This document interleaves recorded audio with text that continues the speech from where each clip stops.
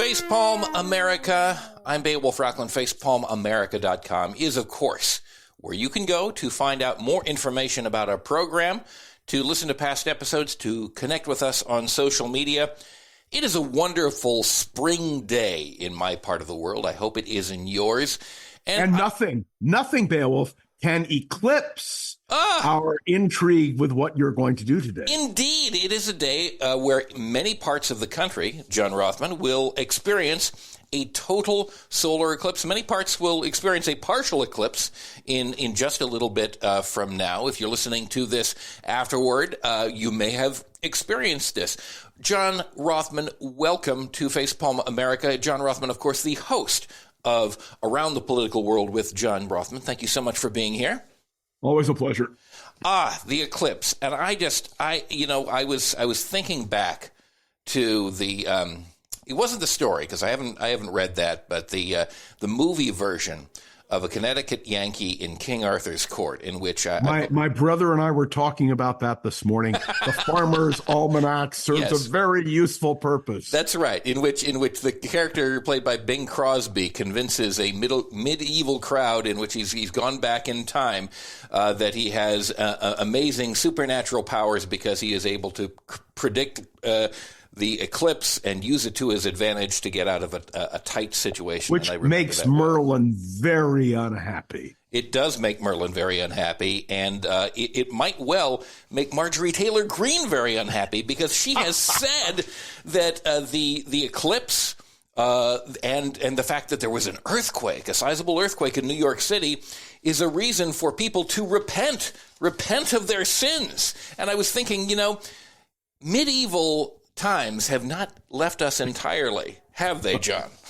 No, it's called the greening of the world. Yes, greenwashing. But you know what's stunning is that she has such power in the House of Representatives. It is. That Republicans take her seriously. And by the way, please don't forget the Jewish laser beam from outer space that caused those forest fires. Please don't forget that. It must be the satellite containing the Jewish space lasers that is eclipsing the sun today. I can imagine that that's another place where Marjorie Taylor. May I just tell you, my hope is that her political career will be eclipsed in the not too distant future. Bravo, John. Bravo. Now, today's an interesting day because there have been important statements made, particularly by Donald Trump, on the topic of abortion and reproductive rights. Donald Trump has come out and said that basically he is in favor of the situation the way it is now, post the repealing of Roe versus Wade. And he's fine with letting the states decide. And Biden is saying, well, that is not the case. You can be sure that Donald Trump, were he to be reelected, would certainly be presented with and sign a bill banning abortion throughout the United States. What are your thoughts on this? Well, what Donald Trump has done is to repudiate the very principles that Abraham Lincoln articulated at the founding of the Republican Party. It was Stephen A. Douglas who proposed the idea of popular sovereignty, that each state should decide for itself whether it be slave or free. And Lincoln's rejoinder, which is immortalized on so many levels: a house divided against itself cannot stand. A nation cannot exist half slave and half free. Well, what Donald Trump is doing is basically repudiating the Lincoln concept. And let me take it a step further. If you remember Brown versus the Board of Education, and you remember that the year after, in 1955, a group of Southerners got together and proposed something called the Southern Manifesto, which said each state should decide for itself about segregation, about whether they... Well, let me tell you something. We passed a 13th, 14th, and 15th Amendment. We passed the Civil Rights Act of 1964, the Voting Rights Act of 1965, the Voting Rights Act of 1968, to repudiate the idea that states' rights were to prevail over federal legislation. Yeah. So my sense is Donald Trump, if he were alive today, Abraham Lincoln would repudiate Donald Trump because he would say there's no room for states' rights in the Republican Party. Indeed, he would. And it seems to me that recent events have shown us that the concept of states' rights, and I think this is clear historically also, is basically a defensive holding position by people who understand that the views that they hold are not held by the majority, and an attempt to gain whatever they can, wherever they can, because when things have shifted and Republicans, and I say this in the true MAGA sense of the word Republicans, that they have shifted their stance in terms of states' rights and said, well, this is no longer a states' rights issue at all. This is a federal issue, and we're going to deal with it then once they have the power to change things around that. So that, to me, this seems to be a specious argument. Of course, it's hypocrisy. Yep. But I think the Republicans have made a major miscalculation. I think that abortion, or the right of a woman to choose, is going to be a major issue in the campaign. And I think Donald Trump's position will be unacceptable. But one thing that I think is important that he did today, he did reaffirm something he said several weeks ago about being in favor of in vitro fertilization, IVF.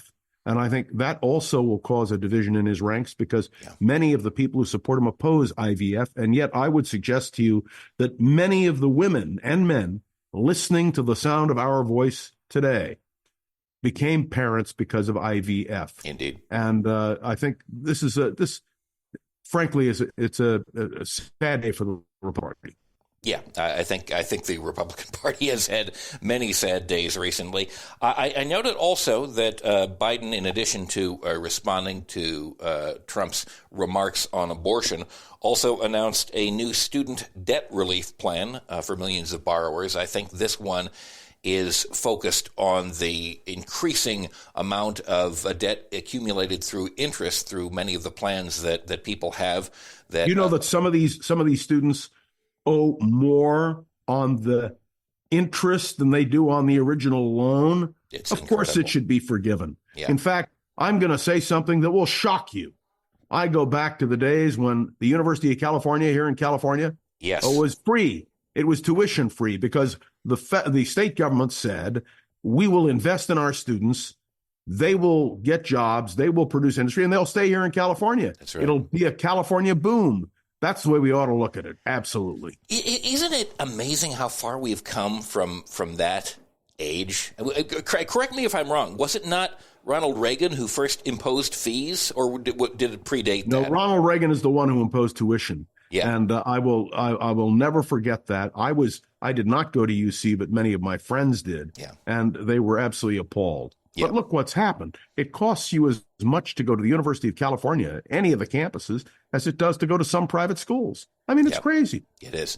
It really has changed. I mean, in my time, when it'll be 30 years ago this year that I first went off to the University of California at Santa Cruz, and through a combination of merit-based scholarships and Pell Grants on a federal level, and my working, I was able, in spite of the fact that my family did not have great means, I was able to go to the University of California, get a degree.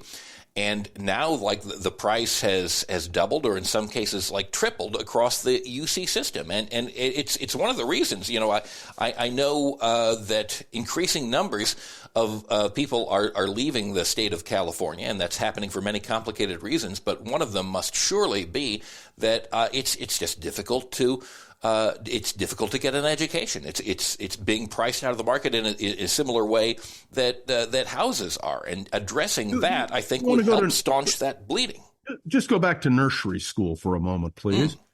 Today, for a good nursery school in San Francisco, you're talking a minimum of $40,000 a year. My God, for nursery school. Wow. So, I mean, this is something that we have to think about. I'm meeting later today with the superintendent of schools, and one of the issues we're going to talk about is the whole, here in San Francisco, the whole question we're going to talk about is tutorial, the need to bring people up who are younger kids who can't read. Do you know one of the most stunning things to me is the number of kids who graduate from high school who can't read. They're not at grade level. It's shocking. It's a shocking problem, and I know that you stay very closely in touch with politics in the city of San Francisco and are well connected in that way. It's just incredible because I go on Zillow from time to time and check what the housing prices are in that neck of the woods because I grew up across the bay from you in Marin County, and while I live in a lovely place in Southern Oregon, but I really have no realistic hopes, barring a Powerball win, of being able to purchase a home in the San Francisco Bay Area. No. It's the subscribers. Right. It's the subscribers to your podcast. It is so overwhelmingly accepted that millions of people will be willing to subscribe. No, you're right. I have hopes, but my wife and I owned a condo in San Leandro. When we lived there, now it's like 24 years ago, and it is just amazing. Like the price of even like a low end, entry level type of place is now like double or triple the price that it was back then, just a generation ago. You know what affordable housing is? An oxymoron. In the Bay Area, indeed, yes. Well. If you can do anything to change that, and I know you are politically connected, I hold out fervent hope that someday, based on your great efforts, Mr. Rothman, I may once more return to my ancestral homeland. Well, we once had an assessor here in San Francisco. His name was Russ Walden. Dear man. He used to accept liquor, turkeys, desserts, anything, if you wanted your property taxes lowered. Now, I must tell you, Russ ended up in San Quentin. I'm afraid those days are over. Oh, well, okay. So I'll have to depend on the purchase of lottery tickets instead. I know that someone, I don't think they've come forward yet. Yes, Oregon. Yes. Somebody in Oregon won the Powerball lottery. That's right. Maybe, just maybe, that person is a regular listener to Facepalm America and is your next-door neighbor that you don't know about, who will soon be willing to come forward and promote you even more. Who knows? All donations and discussions of such can be directed to facepalmamerica.com. What? Hey, wait, if you get that Powerball, I want my salary doubled. Oh, I'm not paid for this. I want you to know, Elf is an old friend, but this is a way of, making something. It's a done deal. It's a done deal. We'll be both financial partners and neighbors next year in Jerusalem.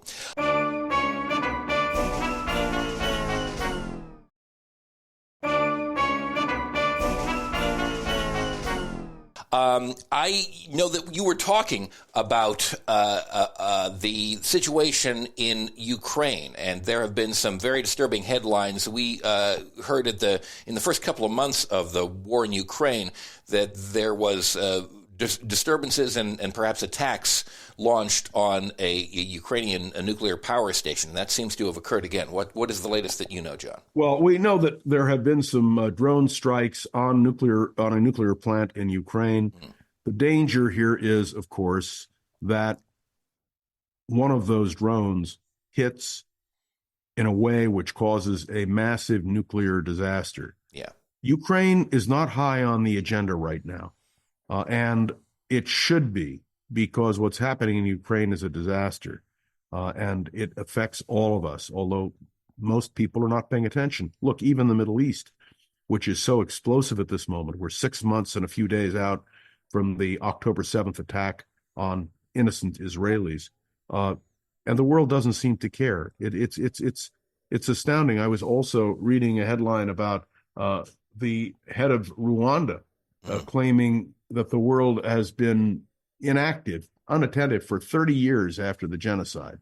And you wonder, when you look around the world, at all of the pain and suffering. So this is a very serious concern. May I say, Richard Nixon once said to me that 70% of a president's time should be spent on foreign policy. And I still believe that to be true. We are not focusing on foreign policy, and we ought to. Yeah, we live in a very interconnected global world, and to ignore that is to do so at our peril. And to think of the idea that there would be another Chernobyl-type disaster I'm or sure 3 Mile Island. or 3 Mile Island.